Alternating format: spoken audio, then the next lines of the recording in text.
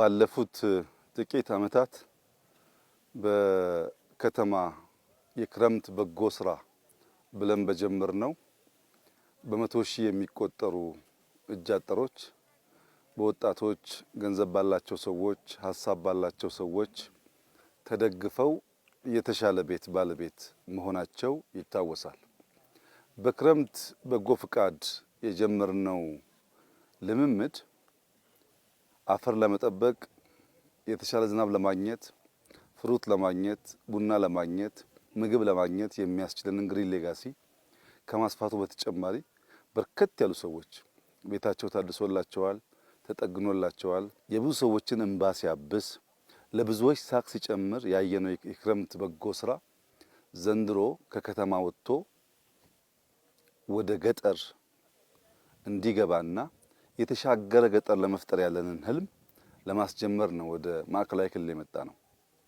በከተማ ታስታውሱ ከሆነ በእኛ እንኳን አዋሪ አካባቢ እጅግ አሳዛኝ የነበረው የአዋሪ ሰፈር አሁን ምን መልክ እንዳለው ታይቷል።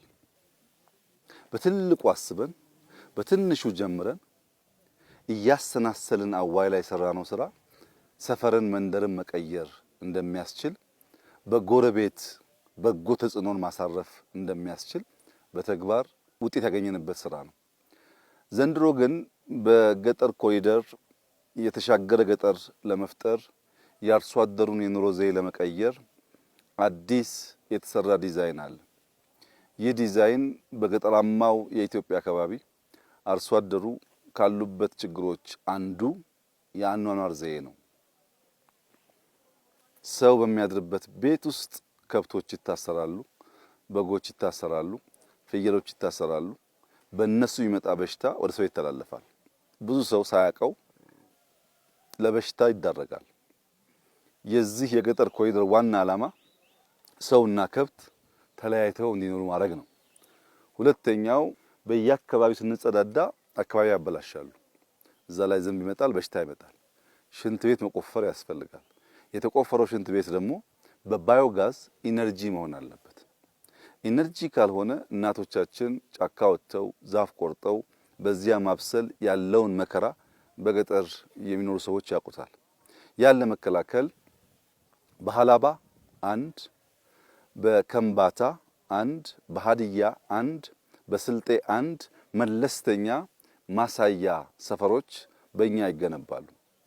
ዛሬ ጠዋት በሃላባ የጀመርነው ከአምስት ያላነሱ አርሶ አደሮች በአንድ ግቢ ውስጥ የሚይዝ የራሱ ባዮጋስ ሲስተም ያለው ሶላር ሲስተም ያለው የከብትና የሰው ቤት የለየ በጓሮ አትክልት ያለው መለስተኛ የጓሮ እርሻ ያለው የሌማት ትሩፋትን በተወሰነ ደረጃ የሚያስተዋውቅ ሰው በማሳ ብቻ ሳይሆን በጓሮ ምግብ ማከማቸት እንዲችል የአኗኗር ዘዬውን ከነበረው ልምምድ ከፍ ለማድረግ ነው። ከመንገድ ራቅ ያለ አጥሩ ቆርቆሮ ያልሆነ ቤቱ መኝታውና ሳሎኑ የተለየ የሶላር ሲስተሙ ለሞባይሉ ለቴሌቪዥን ቻርጀር መሆን የሚችል ከኩራዝ ወደ መብራት እንዲገባ ያስችላል።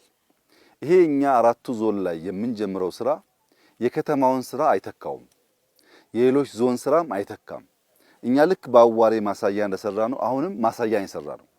ይሄንን ተከትሎ ሁሉም ክልሎች፣ ሁሉም ዞኖች፣ ሁሉም ቀበሌዎች በከተማም ያሉ ነዋሪዎች ልክ እንደ ከዚህ ቀደም ተባብረን በተለይ ደከም ያሉ ሰዎችን የኑሮ ደረጃ ለማሻሻል አንድ ሞዴል ብንሰራ ያ እየተበራከተ በገጠር ያለው ህዝባችን የኑሮ ስልት ይቀየራል።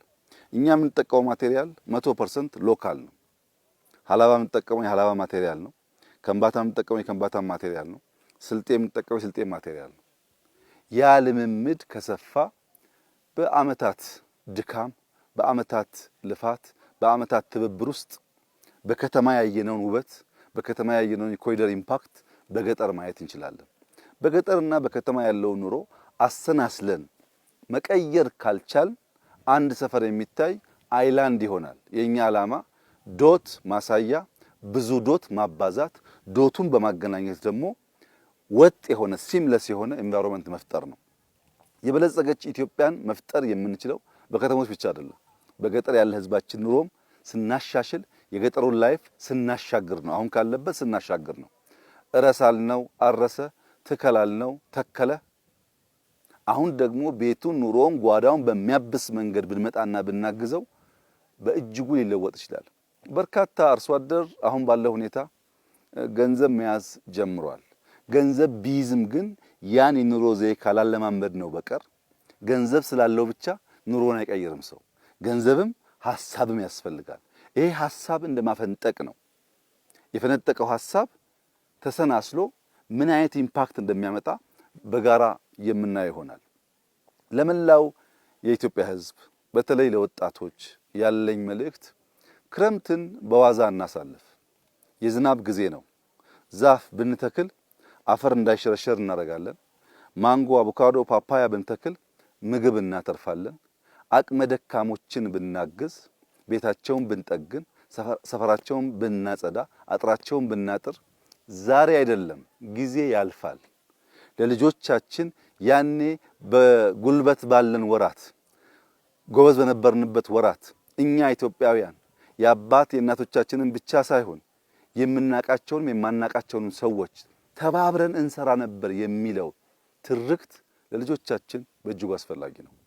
ይሄን አስበው ወጣቶች ጉልበት ካላቸው በጉልበት፣ ገንዘብ ካላቸው በገንዘባቸው፣ ሐሳብ ያላቸው በሐሳብ በዲዛይን ሞራል በመስጠት ሚዲያዎች በማነቃቃት በዩኒቨርሲቲ ያሉ መምህራን ደግሞ ስራውን እየተከታተሉ ሱፐርቫይዝ እያደረጉ የተሻለ የገጠሩን ነዋሪ ህዝብ ከፍ እንዲያደርግ ማድረግ አለብን። ኢትዮጵያውያን ለዘመናት የገጠሩ ህዝብ አርሶ አደሩ ተሸክሞ አኖሮናል። አሁን ቢያንስ ኑሮ እንዲሻገር እንዲሻሻል ከነበረበት ደረጃ ከፍ እንዲል በትብብር መልሰን ለአርሶ አደሩ መልሰን ለተሸከመን ህዝብ የምንከፍልበት ጊዜ ነው።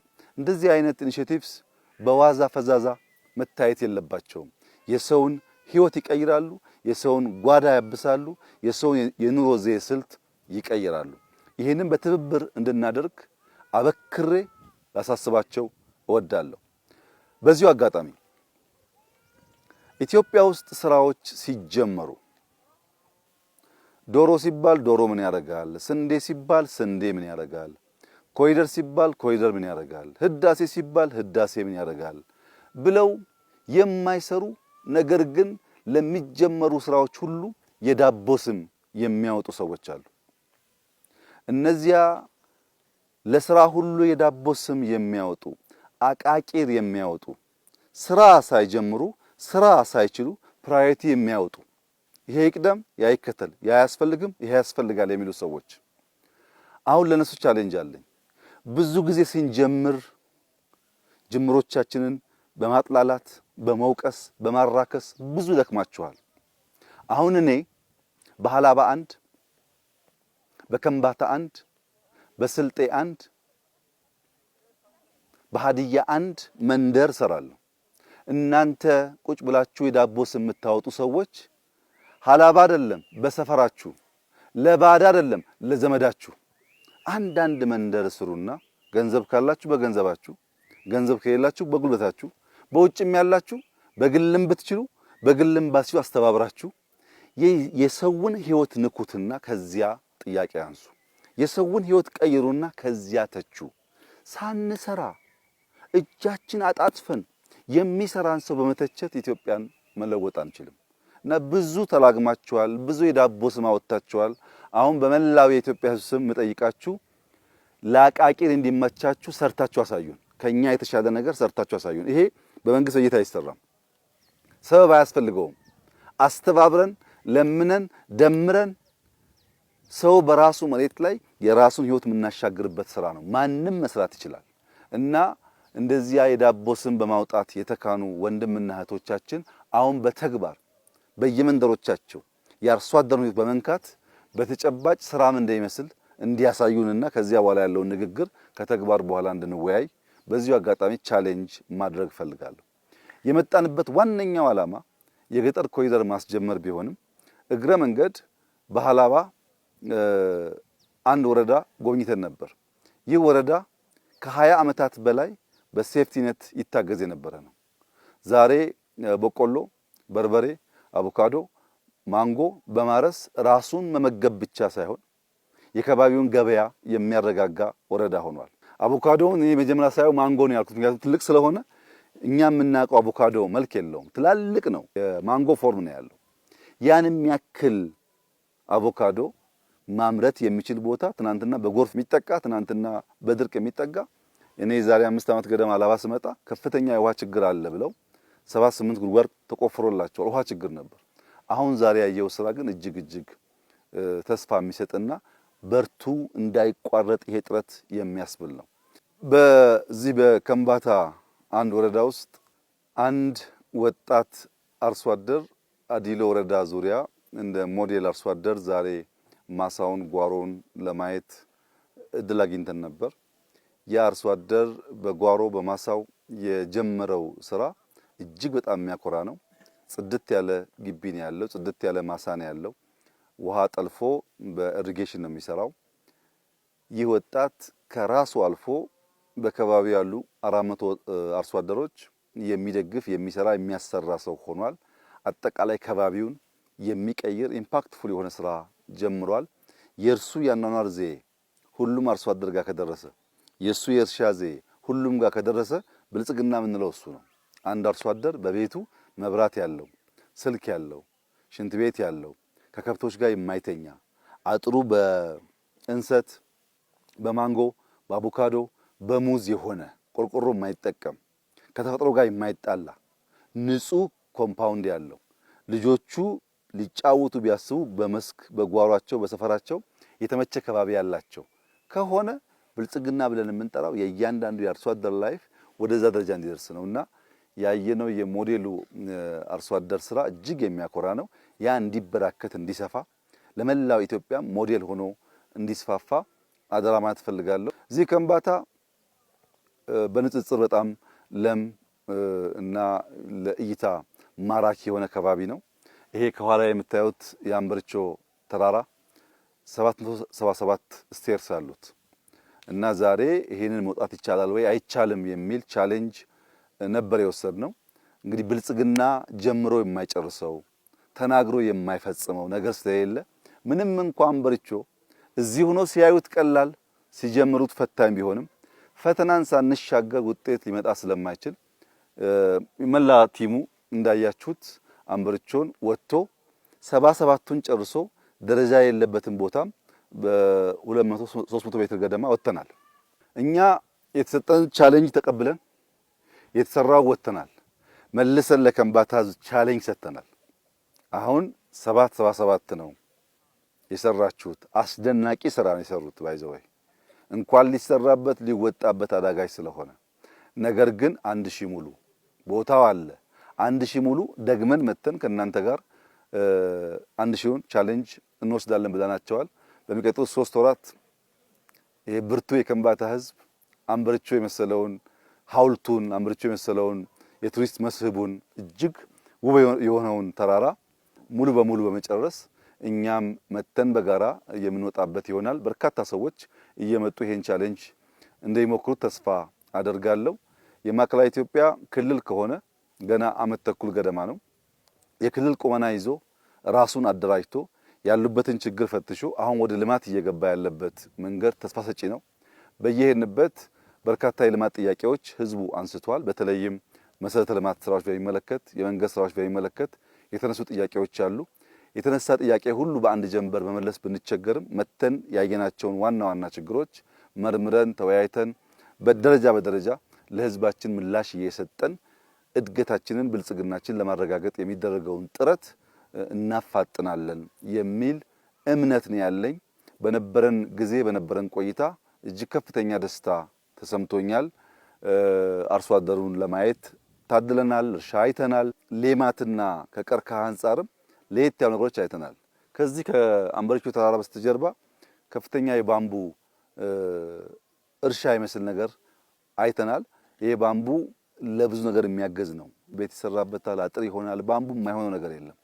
ባህር ዛፍ ከሚሰፋ ባምቡ ቢሰፋ በእጅጉ ያግዛል።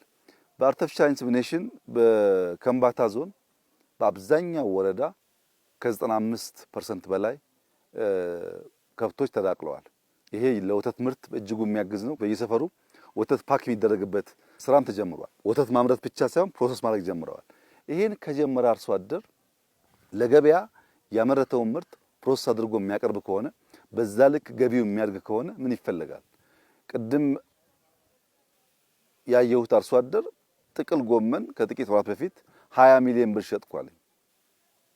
ጥቅል ጎመን 20 ሚሊዮን ብር መሸጥ የሚችል አርሶ አደር ካለ ቲቪ መብራት ካለው ከከብቶች ተለይቶ የሚኖር ከሆነ ምን ፈልገው ብልጽግና እሱ ነው። ግን ይሄ አንድ ሰው ላይ ሳይሆን ሚሊዮኖች ላይ መታየት አለበት፣ መብዛት አለበት። ለዛ ነው እንደዚህ አይነት እንቅስቃሴ የሚያስፈልገው።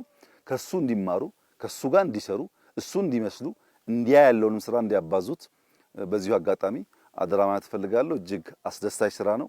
ተራራ ወጥተናል፣ መስኩን አይተናል፣ ታዳጊዎች አይተናል፣ የሀገር ሽማግሌዎች አይተናል። ይሄ ሁሉ ነገር በቀላል የምንወስደው ስላልሆነ እጅግ አድርጌ ላመሰግን ፈልጋለሁ። ለነበረን ጊዜ፣ ላደረጉልን አቀባበል፣ ለጅምር ስራዎች ይህ ጉዳይ እንዳይቋረጥ እንዲበረቱ፣ እንዲተጉ ተሰናስለው ደግሞ የኢትዮጵያ ብልጽግና መሰረት እንዲጥሉ አደራ ማለት ፈልጋለሁ። የክልሉ አመራሮችም የተጀመረውን ስራ ከህዝባቸው ጋር በመሆን አጠናክረው እንዲቀጥሉ በዚሁ አጋጣሚ ላሳስባቸው እወዳለሁ። እጅግ አድርጌ አመሰግናለሁ።